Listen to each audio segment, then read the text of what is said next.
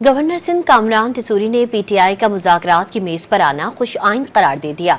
मज़ार क़ायद पर हाज़िरी के बाद मीडिया से गुफ्तगू में वाज़ेह किया कि आर्मी चीफ हुकूमत के शाना बशाना खड़े हैं। 9 मई और पारा चनार जैसे वाक़यात में बैरूनी हाथ मुलव्वस है। आज वो भी समझते हैं कि मुज़ाकरात से ही हल निकलना है, तो ये खुश आइन है।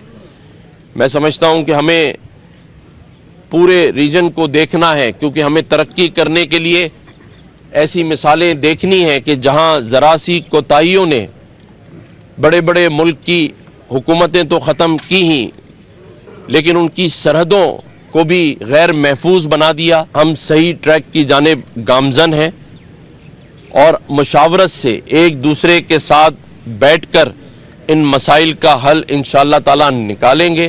पाकिस्तान उसी तरफ चलेगा जो कायदे आज़म मोहम्मद अली जिन्ना का फरमान था, उनकी सोच थी।